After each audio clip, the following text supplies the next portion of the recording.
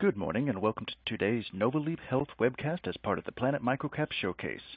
It is now my pleasure to turn the floor over to your host, Chris Dobbin of Nova Leap Health. Great, thanks very much and welcome everybody. There's a number of folks in the audience today. Maybe a couple quick housekeeping items. One, this presentation is on our website. I think we do a fairly decent job of keeping it up to date, usually once every quarter. Two, I've done a number of these presentations over the last couple of years, and for those that are interested in the company, certainly for the first time, you can go back and take a look at various YouTube channels that would have a number of these presentations. I think you'll find quite a bit of consistency between them. I'm going to do this presentation maybe slightly different than some of the ones in the past. I'm going to make the assumption that the folks in the audience know quite a bit about our company as opposed to just arbitrarily happening to stop by our room. Usually our audience is comprised of folks that have been with us for some time and just as part of their own due diligence or just getting a quick update, or maybe folks that have taken a small position in the company and are wondering when to increase that position. And really the third type of folks that follow us are really those that have followed us for some period of time and are just waiting to see if it's the right entry point. So with that in mind, I'll focus on a few things. I'll give a quick update, talk about some expected catalysts for the company, and talk about alignment from a governance perspective. So I'll flip through some of these fairly quickly here. Again, we're in the non-medical home care space primarily, so I think it's important to note about 80% of our business is in the U.S., about 20% is in Canada. And for those that have invested in the U.S. in the past, you'd be familiar with Medicare and Medicaid reimbursement. We are not in that space, so we're in what's called the private pay space. So roughly 70% of our revenue is generated out of pocket by the seniors we provide service to in their home or their adult children, and the remaining 30% is a combination of Veteran Affairs or long-term care insurance. It's primarily non-medical, so think a very, very large portion of our business is dementia care, but it could be things like mobility issues, personal grooming, medication reminders, errands, transportation, doctor visits, and so on. We do have a small portion of our business that would be more on the medical side, which could be med-pours, IV push, palliative type care, but again, a very small portion. So think of Nova Leap Health Corp, again, primarily as a private pay, non-medical type business, not subject to reimbursement either in Canada or the U.S. The industry itself, again, I'm not going to spend a lot of time on, I think, in this slide. I think people understand that if they're following our company, that the demographics are such that there is a very large addressable market and one that keeps expanding every year as people age. And again, why is it important? To us, it's generally because once people attain the age of 65, they have at least one chronic condition, or the high probability they have at least one chronic condition. And those chronic conditions are what's leading to care within the home. And that's obviously where we fit. And that's a worldwide issue. That's not just limited to Canada, the U.S. It's a global issue. Where are we currently located? We're up in Halifax as a head office. We have locations throughout Nova Scotia. We're down throughout much of New England, so Mass, Rhode Island, Vermont, New Hampshire, Ohio, Arkansas, and Oklahoma. This map, I think, is a good indicator, obviously, in terms of where we are with those little dots, but there's a lot of blank canvas here, and that blank canvas really represents the opportunity that's ahead of us and where we plan on growing. What do we look for in terms of acquisition criteria? We've been buying companies that are primarily between 1 to 3.2 million, roughly, I guess, the revenue acquired, but it's anywhere from 1 to 10 is what we look for.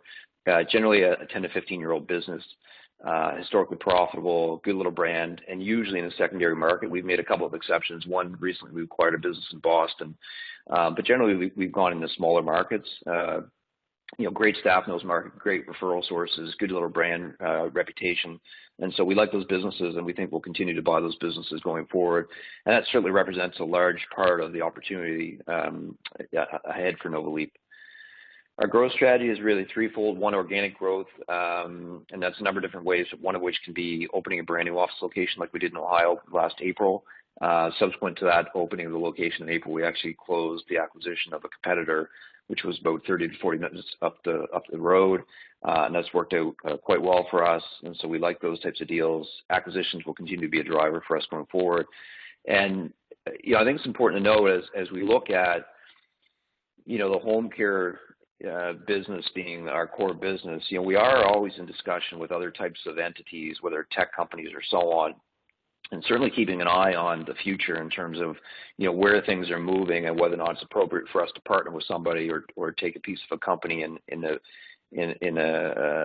area that may be adjacent to what we're doing. So we're always keeping an eye on things and keeping our ear to the ground, so to speak. So joint venture partners is an area that we certainly have an interest in and haven't had the right opportunity yet, but one that we keep an eye on.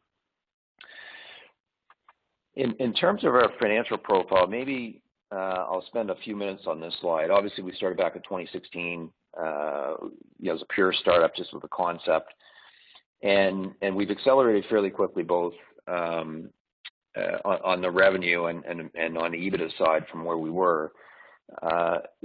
We did take a bit of a step back, obviously, with COVID, and there is a direct correlation between COVID and our quarterly decline in revenues, you'll see on the right-hand side. And so there's no question that we did experience a bit of a hit there, and we've started to come back from that, as you can see, the incremental improvements on the revenue side. But in terms of how what's sort of new here for Q1, again, for those that know us well, you'll know that we generally report our quarterly results within 6 weeks to end of quarter. And so I won't speak to Q1 2021 results, but I will just maybe give a brief update in terms of what's happened over the last 3 or 4 months, beginning of this year.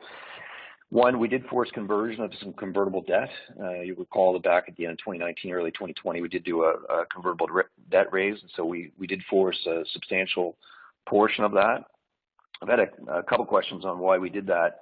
And it was really simple from my perspective. I mean, these were going to be converted at some point in time, and we didn't want to pay the coupon, which was an 8% interest rate. So it was simply a decision not to pay out any more interest when we didn't have to. And so it was an easy decision to make from my perspective. Obviously, we released Q4 results, which are showing up in that chart. And last year was pretty flat. I mean, from a revenue perspective, which obviously is a little bit different than what we experienced in the past with substantial revenue increase, but again, COVID was really the reason for that. We've announced 2 new directors, one who's joined us already, and one who is going to join us at the AGM officially. And so we're excited to have 2 new folks on board, and I think I'll speak a little bit more to that in the next slide. 4, we've had some insider buying that's happened, so I think that's always of interest to folks within the market. And I'll speak to alignment again in the next slide because I think it's important. We did, for the first time in our history, receive analyst coverage. And so Cormark has begun covering us from an analyst perspective. So again, something I think that should be interesting to investors that are involved with us.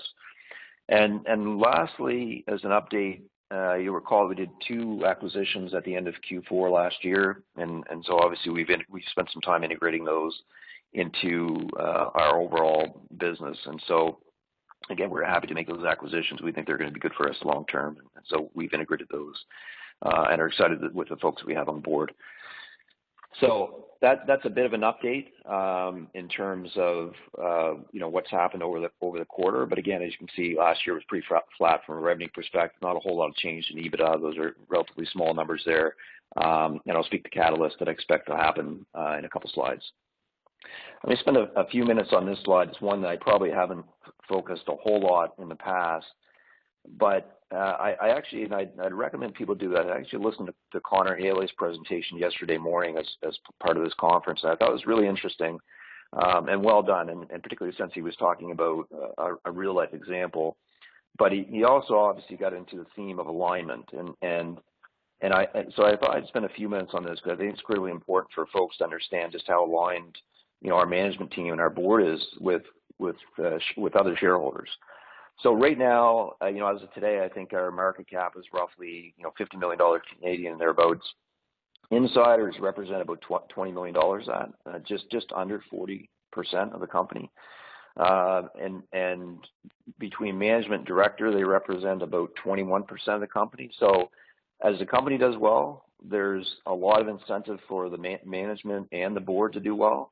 And if the company doesn't do well, then, everybody that's in the senior leadership position or on the board, is feeling that.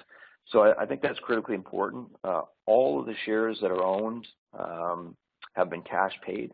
There are some options outstanding, but every single share that's owned by management directors are cash paid. Not a single share, to my knowledge, has ever been sold. Not one option has ever been exercised by the current group. They participated in multiple financing rounds. They purchased in the open market. And I think this is interesting. A couple of our directors have been with us since day one, and they're up 1,400% on their original investment. They haven't sold a share, and the options that they were originally granted are up about 600%, and they haven't sold a share. So when I think about alignment, and I think about what's been important to me as we grow this organization, it's really been being surrounded by folks that are making decisions when they have money at risk. And I really believe that we have, both a board and a management team that fit that profile.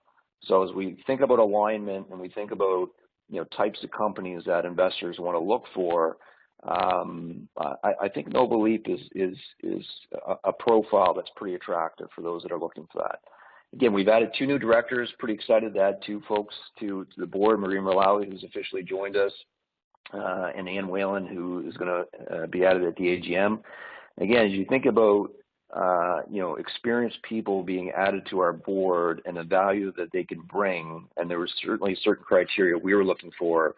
And as they think about our company and dedicating their time and effort into growing our company, obviously they've seen something in us that they believe is worthwhile getting involved in. So again, I feel really, really good with where we are, both from an alignment perspective and those we've attracted externally to our company. From a corporate cap table, this is where we are currently. Again, roughly 70 million shares outstanding, just shy of 39% insider ownership.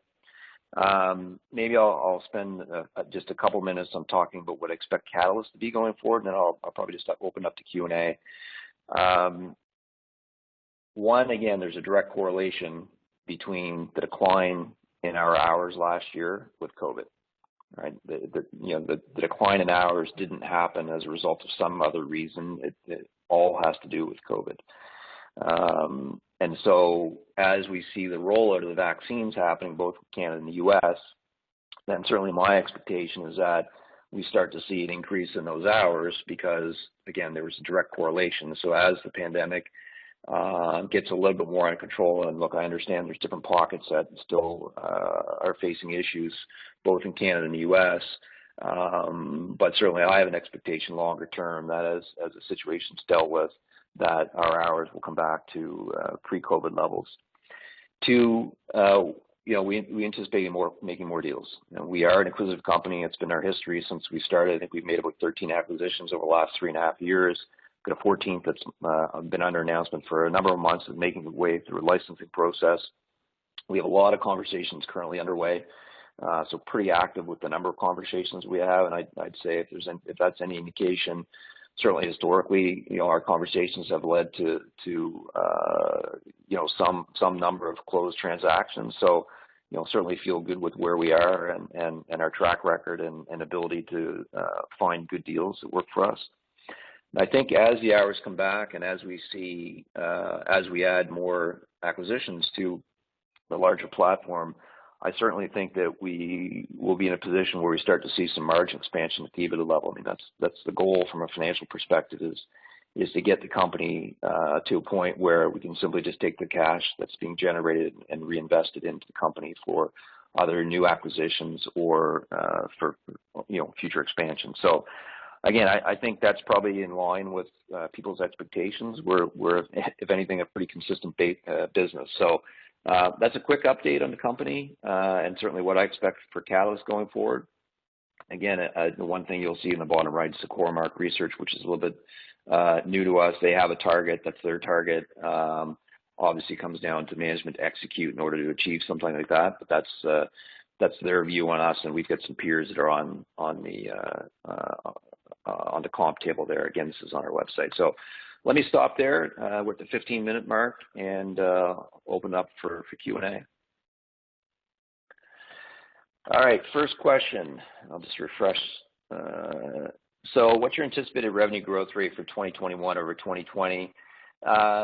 We haven't put that out. One of the things that we've done in the past is we've looked at, what's appropriate given our stage of company put at the market. And historically, I think we did this probably 2 or 3 years ago, we were putting up the number of acquisitions that we expected to anticipate.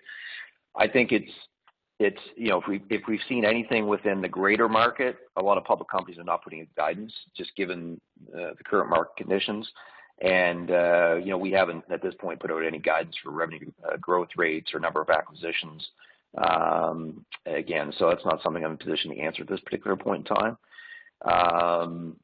And follow-up question, do you feel the company will be either GAAP or non-GAAP profitable? And EBITDA, for those that are not accountants, GAAP is generally accepted accounting principles. Non-GAAP, obviously, it's the opposite. Can you expand on the answer yes or no and why?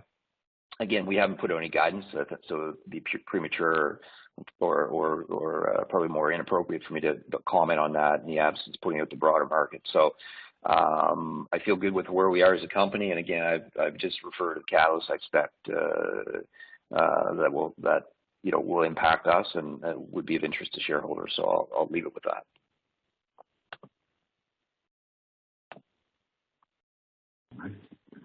Other questions?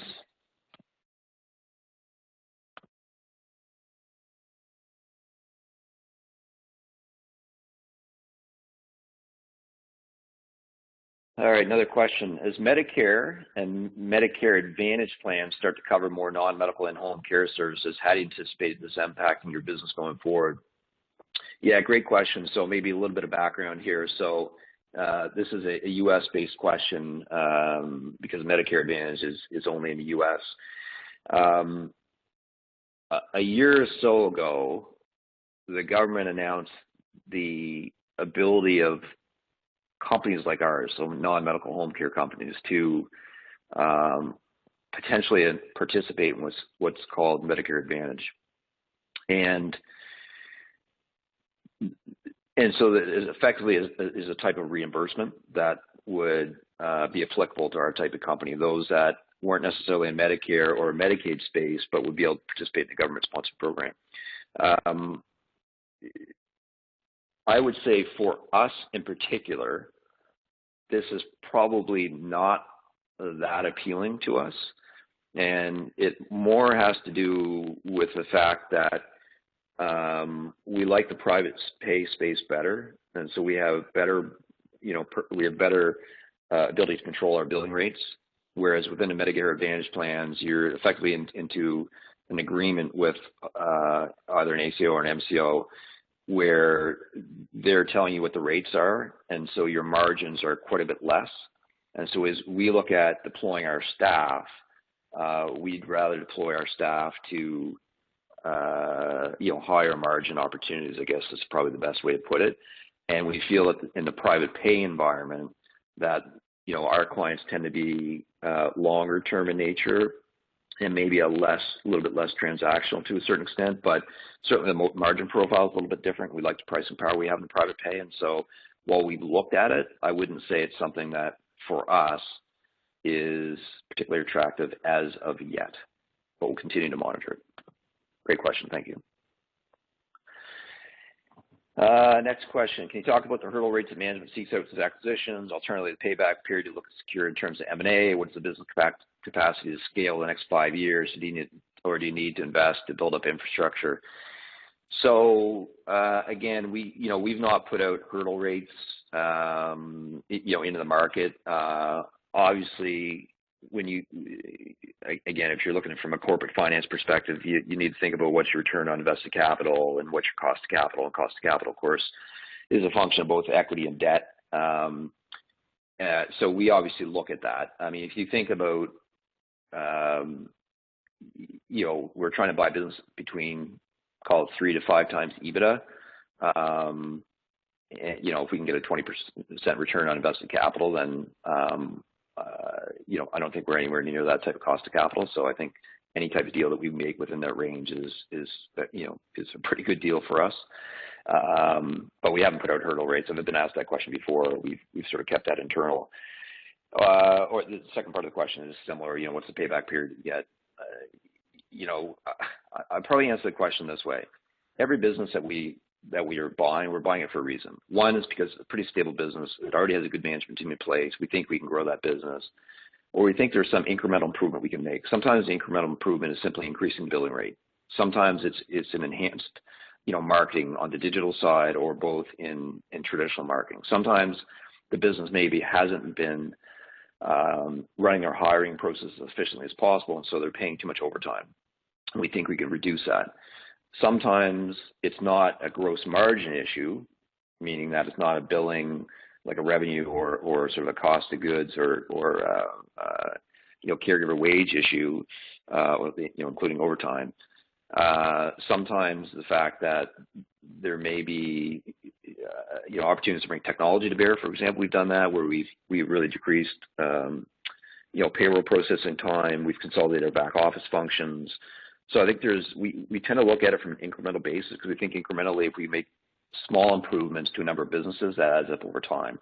And I think if you were to go back, certainly pre-COVID, our gross margin profile is pretty consistent, right? It's really, really consistent. If you go back all the way back to 2017, not a lot of deviation there. It's ranged between 33 to 35%, pretty consistent.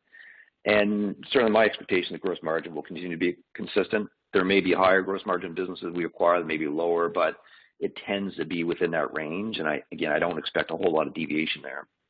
I think where we start to see the improvement is the EBITDA margin profile on a consolidated basis. So think about our business in really two ways. We have the operating segments, both in Canada and the U.S., and obviously the Canadian operating segment has been performing phenomenally well, which is what we've reported. And we're operating in Nova Scotia, which has really not been impacted much by COVID. Probably one of the safer places as it relates to COVID. In the U.S., we were impacted quite a bit more, but we also, we're in a position where, we were able to make decisions that were in the best long-term interest of the company, meaning we didn't necessarily have to lose good quality people to adjust our expenses, because we were getting, certain types of reimbursement from the U.S. government as a result of some of the incentive programs they had in place. So, great question. But we view it from an incremental, business perspective.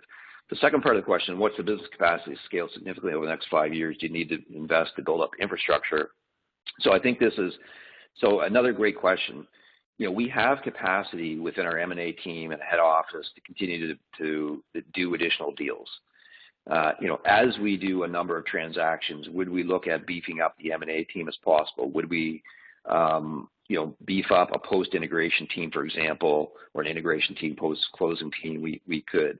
There's always people that we can add over time, but we certainly have capacity right now within the head office. And quite honestly, we have been hiring for growth. Like we've made investments earlier on than what may have been necessary, because we believe we're a growing company, and our plan is to utilize people for that growth. So again, I think we're in a good spot from a capacity perspective. Yeah, great questions. Let's see here. I'll give it we're getting about another minute left, so maybe we'll get another 30 seconds to see if there's any more questions that come in.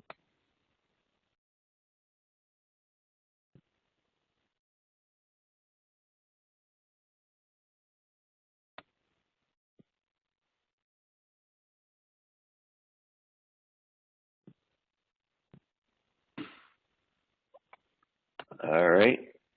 Nikki, I don't see any more questions here, so I would gather that's probably it from the audience.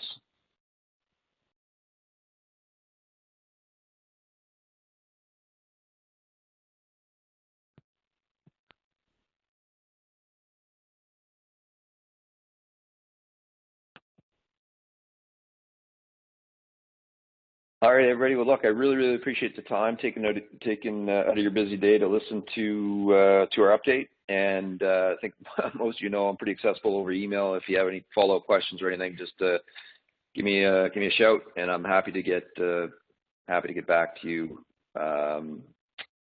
with answers that I can provide. Thanks again. Take care.